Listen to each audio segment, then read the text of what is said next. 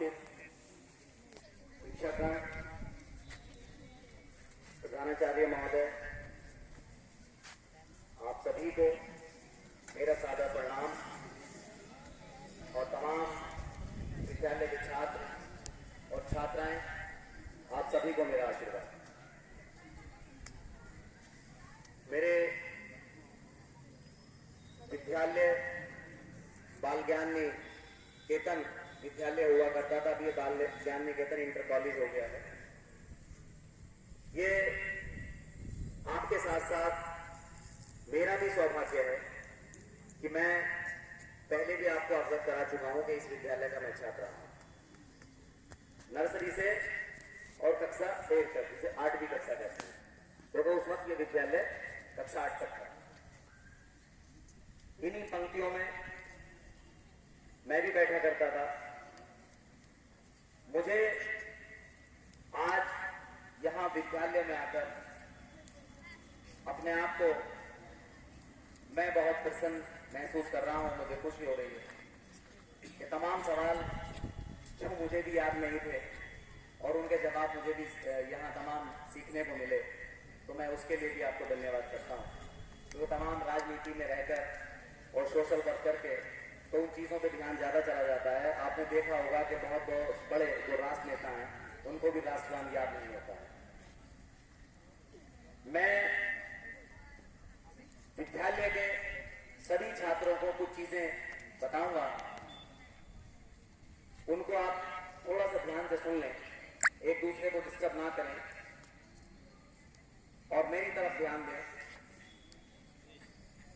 बच्चों, अभी मेरी उपस्थिति में ये प्रोग्राम हुआ, आपका जो जनरल नॉलेज था, मैंने ऐसा महसूस किया कि जो विद्यालय के प्रधानाध्यापक महोदय ने ये प्रोग्राम शुरू किया है, आप सभी शिक्षक जो है वो धन्यवाद का काम आपने किया है। लेकिन बच्चों को मैं ये कहना चाहता हूं कि अगर आपसे कोई सवाल किया जा रहा है और उसका जवाब आपको आता है, तो अपनी छाती छोड़ी करके आप हाथ उठाइए, खड़े होइए, यही सवाल मुझे आता है। और किसी कारणवश अगर आपको कहीं शंका भी है तो तब भी आप हिम्मत करिए, हो सकता है वो आपका सवाल सही है, आपसे सवाल किया गया है, उसका जवाब आपके पास वो सही है। तो जब हम हिम्मत करेंगे तो तभी हम दौड़ का हिस्सा भी बन पाएंगे। ये चीजें हैं, कुछ चीजें मैंने देखी हैं। हालांकि विद्यालय सब जगह कंप्रोमाइज करता है, जितना मैं विद्यालय के ऑनर से, प्रबंधक से वाकिफ हूं, कि व्यवस्था बहुत अच्छी है विद्यालय की। अभी जो आपका ड्रेस कोड है विद्यालय का, ग्रीन पैंट और व्हाइट शर्ट, और लड़कियों का भी सेम है, अच्छा वो उल्टा हो जाता है। अभी एक अभाव है कि आपके शूज सब लोगों के कंप्लीट नहीं है। जब हम विद्यालय आए तो हम पूरी यूनिफॉर्म में आए, ताकि एक मैसेज जाए कि ये बच्चा बाल ज्ञान निकेतन इंटर कॉलेज का छात्र है। ये विद्यालय की व्यवस्था का भी एक हिस्सा होता है। हो सकता है किसी बच्चे को मजबूरी होती है, उसके अभिभावक की कोई दिक्कत होती है, बट सभी के साथ नहीं होता। यहाँ पर मैं देख रहा हूँ कि 50% से ज्यादा बच्चे वो सैंडल में या स्लीपर में हैं। तो जो भी आपका ड्रेस कोड है वो सूट जरूर पहन के आए और अपनी वर्दी को साफ रखें बहुत अच्छे से। शर्ट ज्यादातर गंदी हो जाती है, कि व्हाइट शर्ट होती है, तो 2 शर्टें अगर बना लेंगे तो एक शर्ट साफ हो जाएगी और दूसरी शर्ट पहन के विद्यालय आ सकते हैं। ये दोनों छात्र जो बैठे हैं शायद इनको मेरी बात में इंटरेस्ट नहीं है। आप जो हैं, आप हाँ, जो पीछे देख रहे हैं, आपको शायद लग रहा है कि कोई बेवकूफ आदमी आपसे बात कर रहा है। तो एक तो ये बात है, हालांकि ये कोई तंज की बात नहीं है, क्योंकि मेरे पास भी वर्दी नहीं हुआ करती थी, मैं भी एक गरीब फैमिली से था। मैंने एक बार सुनी थी, को ये बात कही थी कि जब यहां से मैं पास होने के बाद कहीं बाहर पढ़ने गया, चांदपुर तक गया था, विद्यालय का नाम भी आप भी जानते हैं विद्यालय को, मैं तो पढ़ा ही हूँ उसमें, उसको MM इंटर कॉलेज कहते हैं, उसका नाम मिफ्ताहुल उलूम है एक्चुअली, मिफ्ताहुल उलूम इंटर कॉलेज, तो उसको MM कह दिया जाता है। तो वहां पर मुझे छात्र ने बहुत बेइज्जत किया था पूरी क्लास के साथ, क्योंकि मेरे पास वर्दी नहीं थी कंप्लीट और हालात भी अच्छे नहीं थे। तो उन चीजों को देखते हुए भी मैंने निवेदन किया था कि अगर कोई ऐसा बच्चा भी होता है विद्यालय में, तो उसके साथ कोई विभाग अध्यापक या कोई भी स्कूल का प्रबंधक या कोई भी टीचर उसके साथ गलत व्यवहार इस तरह का नहीं करेगा, उसको कभी क्लास में बेइज्जत नहीं करेगा। तो अगर ऐसी स्थिति होती है तो मैं खुद आपकी वो हेल्प करने के लिए तैयार हूं, अगर किसी बच्चे के साथ वो परेशानी है, क्योंकि जो परेशानी मेरे साथ रही, मैं नहीं चाहता कि वो परेशानी मेरे गांव के बच्चे उसको फेस करें। तो चप्पल भी फूटी फूटी होती थी, लेकिन पढ़ने का जुनून था, और मेरे फादर जो है वो मेहनत करते थे, और मेरी जो मम्मी है आज भी मौजूद है, मेरे पापा मम्मी दोनों, तो मेरी मम्मी जो है वो सिलाई सेंटर चलाती थी, वो एक्चुअली लेडीज कपड़े सिलती थी। अब तो खैर वो काम बंद हो गया है क्योंकि अब वो एजेंट हो गई हैं, और अब हम अपने बाजुओं से वो काम करते हैं, तो उसकी आवश्यकता नहीं है। तो वो सिलाई सेंटर चला के और मेरी फीस जमा किया करती थी, क्योंकि मेरे पापा जो है वो हैंडीकैप है एक्चुअली, उनका जो है लेफ्ट हैंड मेरे पापा का वो मजबूत नहीं है, किसी एक्सीडेंट में वो हाथ खराब हो गया था। तो ये सब लाइफ के चैलेंज होते हैं, लेकिन आपको उनको एक्सेप्ट करना चाहिए, आगे बढ़ना चाहिए। उसके बाद फिर चांदपुर की जब मेरी शिक्षा कंप्लीट हुई, वहां से मैंने 10th पास किया, 9th और 10th में MM इंटर कॉलेज का छात्र रहा। उसके बाद फिर मेरे पापा ने मुझे दिल्ली एडमिशन मेरा कराया, क्योंकि वो वहां पर मेरे पापा जो है मजदूरी किया करते थे दिल्ली में। जो आजकल हम देखते हैं ना कि घरों में जनरेटर होते हैं या खेत में पानी देने का काम करते हैं, जिनसे इंजन बोर चलाते हैं, तो वो जो है काम था हमारा वहां पर, फैक्ट्रियों में जनरेटर ठीक करने का मेरे पापा काम किया करते थे। तो मैं पढ़ने के साथ साथ उनके साथ काम भी किया करता था, क्योंकि दिल्ली में क्या होता है कि जो मॉर्निंग में स्कूल चलता है, लड़कियों का चलता है, गवर्नमेंट जितने भी स्कूल हैं वो विद्यालय 2 उसमें चलता है भाग में। पहला सुबह जो होता है वो गर्ल्स के लिए होता है, उसमें लड़कियां पढ़ती हैं, और दोपहर के बाद जो है वहां लड़के पढ़ते हैं। तो मेरा स्कूल जो था वो बॉयज इंटर कॉलेज था, तो मैं दोपहर वाली उसमें जाया करता था। तो सुबह से और स्कूल के समय तक पापा के साथ काम किया करता था, क्योंकि एक हाथ उनका कमजोर था, इसलिए क्योंकि हम पैसे बचा सकें अपने पापा के साथ काम।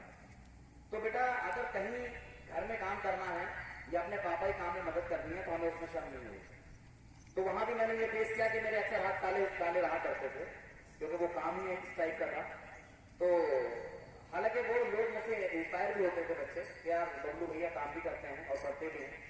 कुछ लोग होते थे जो रईस घराने के, वो लोग मजाक उसमें भी ले जाया करते थे, तो वो गलत नजर से भी देखते हैं ऐसे लोग, बट वो बहुत लंबी रेस के घोड़े नहीं होते, हमेशा वो होते हैं जो हार कर भी जीतते हैं, उनको बाजीगर कहा जाता है।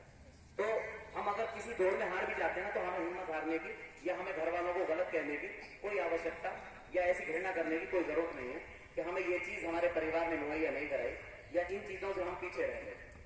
आप खुद मेहनत करिए, आपको एक जोड़ी कपड़ा और खाने के लिए होगी, वो आपके वालिद की और आपकी मम्मी की जिम्मेदारियां हैं। बाकी एजुकेशन लेना वो आपकी अपनी खुद की जिम्मेदारी है। जब आप विद्यालय आते हैं, आपके टीचर जो आपको शिक्षा देते हैं, तो मेरा मानना है कि आपको घर पे भी उसको रिवीजन करना चाहिए, क्योंकि जो आप स्कूल में पढ़ते हैं जब तक आप उसको घर पे नहीं पढ़ेंगे जाके या उसको अच्छी तरह से माइंड में बैकअप नहीं करेंगे तो आप अच्छे नंबर नहीं पास कर पाएंगे। उसको बार बार रिवीजन करिए, उसको पढ़िए, और उसको रटना नहीं होता है। उसको कहीं ना कहीं अगर एक सवाल है आपका, अगर आपसे किसी ने सवाल किया, सवाल ये हुआ कि आपका 4 और 5 मिला के कितने होते हैं, तो रटा हुआ नहीं, आपको फटाक से होना चाहिए 4 और 5 कितने होते हैं, 9 होते हैं। तो ये रटने वाली चीजें नहीं होती, ये जनरल नॉलेज की होती है और ये आपकी काउंटिंग में आता है। तो और आगे मैं आपको बताना चाहता हूं कि जो बस कंडक्टर होते थे ना, मुझे बस में नहीं चढ़ने दिया करते थे, तो मैं स्कूल के लिए लेट हो जाता था। हाथ काले होते थे और बैग पीछे लटका हुआ होता था, तो गरीब समझ के कि यार हटो हटो पीछे हटो पीछे हटो, तो मैं कहता था यार मुझे स्कूल जाना है, और ये भी सोचता था कि ये पैसे भी नहीं देगा। अब चूंकि मैं तो गांव से पढ़ने गया था तो मुझे तो बहुत डर लगता था दिल्ली में कि यार मुझे कोई मार ना दे या पीट ना दे। तो जो बच्चे होते थे वो पैसे नहीं देते थे, लेकिन मैं पैसे लेके जाता था मुझे हालात नहीं, मुझे डर लगता था हालात से, क्योंकि मैं दिल्ली के बारे में कुछ जानता नहीं था। तो पैसे भी देता था, उसके बाद भी मुझे बस में नहीं चढ़ाया जाता था, इसलिए कि ये पैसे नहीं देगा। लेकिन जो लोग जान गए थे कि नहीं ये बच्चा तो पैसे देता है, तो भीड़ भाड़ से बड़ा डरा हुआ, बड़ा सहमा हुआ। लेकिन आज जब मैंने संघर्ष किया, उसके बाद मैंने जामिया यूनिवर्सिटी तक अपनी स्टडी कंप्लीट की। बहुत कम लोग होते हैं जो, शायद हो सकता है मेरे कस्बे में एक दो लोग होंगे जिन्होंने इतनी हायर एजुकेशन प्राप्त की होगी। ये मेरे लिए गर्व की बात तो नहीं है, लेकिन खुशी बहुत मुझे महसूस होती है कि एक विद्यालय से, अपने गांव के छोटे से गांव से निकलकर और इतनी बड़ी यूनिवर्सिटी में पढ़ने वाला छात्र, और जो बहुत अच्छी एजुकेशन लेने के बाद एक मल्टीनेशनल कंपनी का फिर हीरो बनता है, वहां पर जाके जनरल मैनेजर की जॉब को लेता है, जिसकी तनख्वाह एक ही पैकेज उसका हर महीने का 1.25 लाख रुपए होता है, 1,25,000 पर मंथ, जिसको ड्राइवर मिलता है, जिसको लग्जरी कार मिलती है, एक बहुत अच्छा बैठने के लिए ऑफिस मिलता है। लेकिन मैं वो सब छोड़ के आज कहां खड़ा हूं आप लोगों के बीच। मैंने संघर्ष किया, काम किया, बहुत अच्छा मकान बनाया, बहुत सारी सुविधाएं अपने घर को दी, अपने भाइयों को एजुकेट किया। सब मेरे भाई पढ़े लिखे हैं, हम 4 में से 3 भाई इंजीनियर हैं। 4 भाई हैं, उसमें से हम 3 इंजीनियर हैं, जिसमें 3 में से एक आर्किटेक्चर है, सबसे छोटा।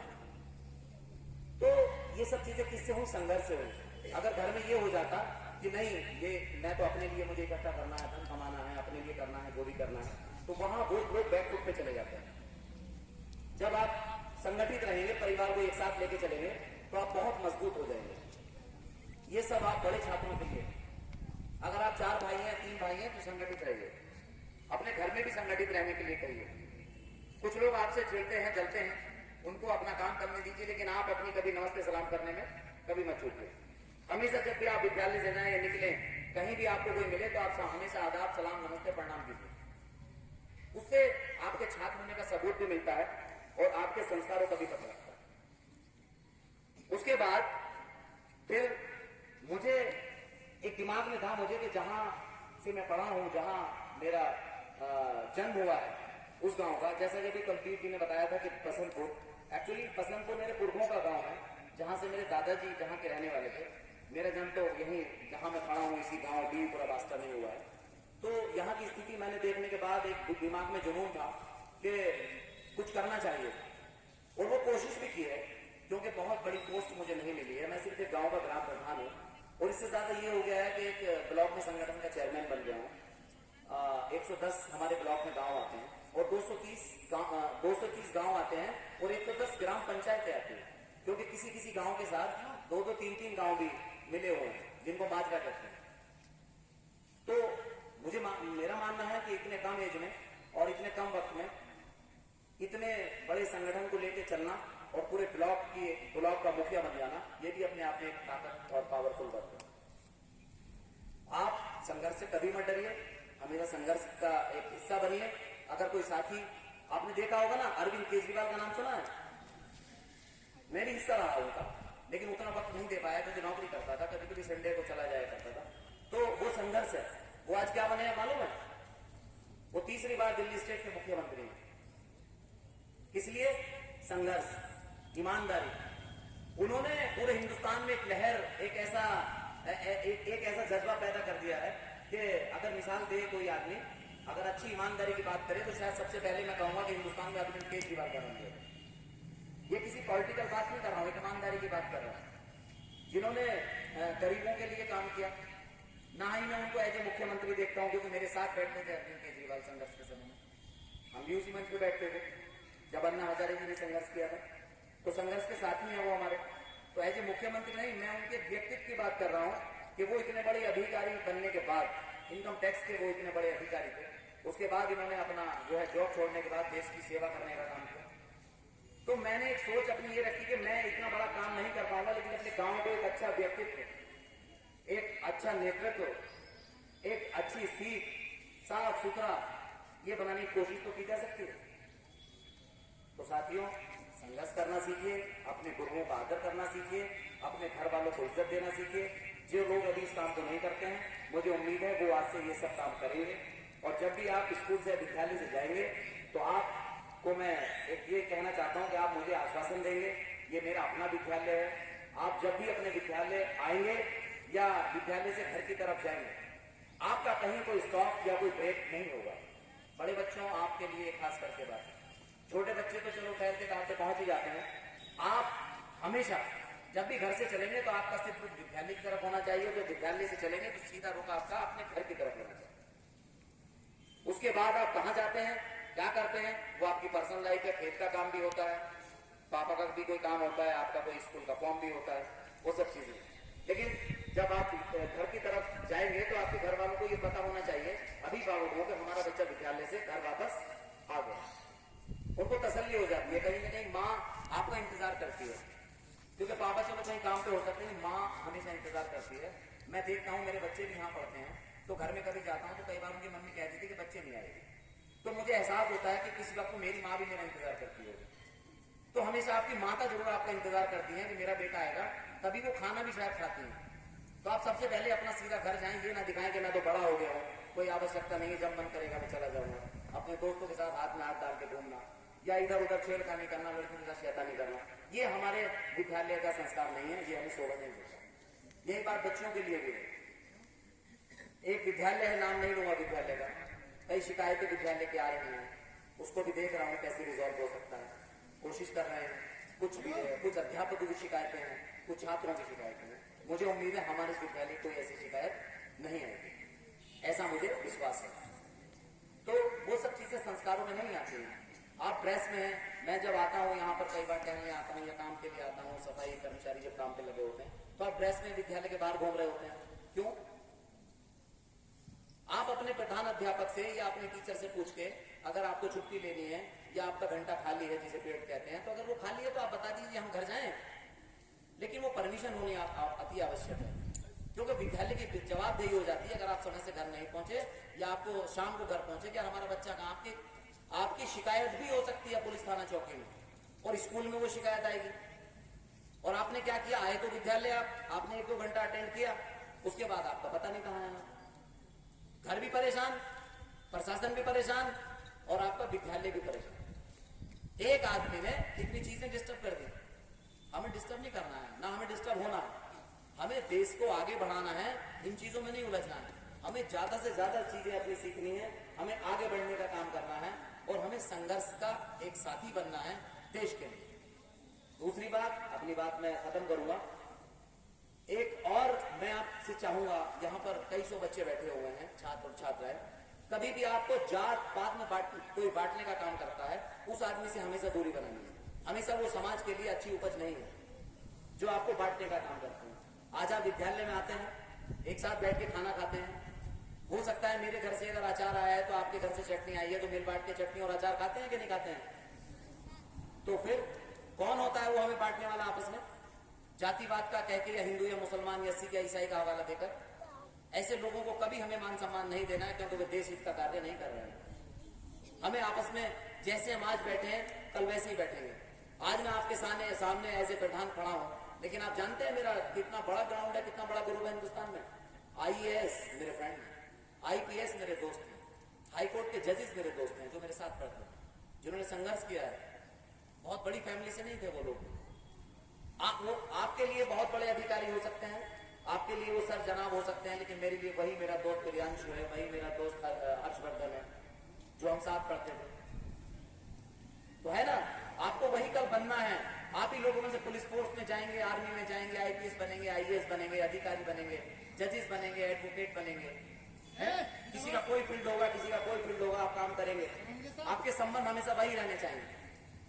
जैसे अब्दुल के साथ आज संबंध आपके हैं, वही कल आपके साथ संबंध जो है अपना हिमांशु के साथ भी होने चाहिए। कभी अपने रिश्ते खराब मत करिए, कभी बंटने का काम मत करिए, क्योंकि आप बट जाओगे तो कल देश बट जाएगा। हमें इसको मजबूत करना है, आपस में बंटने का काम नहीं करना है। हमारा एक ही झंडा है भाई, हमारा तिरंगा अलग अलग तो नहीं है ना। हिंदू और मुसलमान का तिरंगा अलग अलग है क्या? एक ही तिरंगा फहराते हैं सब लोग, और हमेशा यही फहराया जाएगा। और जो खेती में अनाज पैदा होता है, कि आपको अनाज दूसरा खाता है और मैं दूसरा खाता हूं?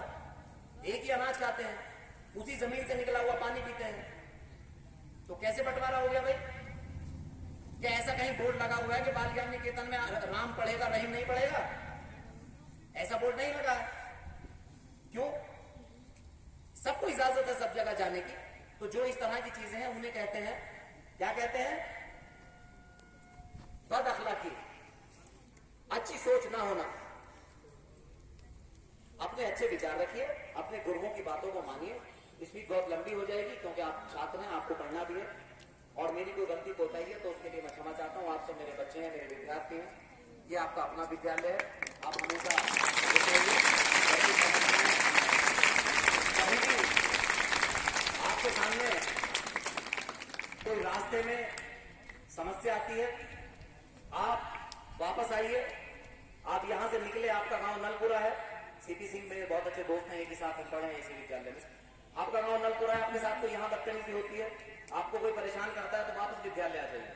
क्योंकि आपके साथ साथ में तो टीचर नहीं जाते हैं ना, आपके बाद में टीचर जाते हैं। प्रधान अध्यापक को मैंने देखा है कई घंटे बाद भी जाते हैं। बताइए सर, हमारे सामने ये प्रॉब्लम है, तो आपकी हेल्प करेंगे आपके अध्यापक, पुलिस की मदद लेंगे, ग्राम प्रधान की मदद लेंगे और अच्छे लोगों की मदद लेंगे। तो आपको हमेशा, अगर आपके संस्कार अच्छे हैं और आप अपनी ईमानदारी पे अपनी जिंदगी जी रहे हो, तो आपको कोई छुपा नहीं सकता। दूसरी बात, जो सच होता है ना, सच हमेशा जीत होती है उसकी। आप कितना भी झूठ बोलेंगे, मैंने ये नहीं किया, मैंने वो नहीं किया, मैं तो यहां से जा रहा था, मैं तो वहां से जा रहा था, ये सब झूठी बातें अगर बनाएंगे तो आप फंसेंगे। लेकिन हमेशा एक बार सच बोल देंगे, नहीं गुरुजी ये मेरे से गलती हुई है और मैं इस रास्ते से गया था, मैंने ये गलती की थी और आगे से मेरे नहीं हुई, तो आप यकीन करिए कि आपकी सारी गलतियां माफ हो गई। लेकिन आप अगर कहानियां बनाएंगे टीचर को, पेरेंट्स को और पुलिस को, सबको गुस्सा आएगा कि यार ये झूठ बोल रहा है। अगर गलती हुई है तो एक बार सच एक्सेप्ट करिए, और मेरा मानना यह है कि आप अच्छे इंसान बन जाएंगे। जय हिंद, जय भारत।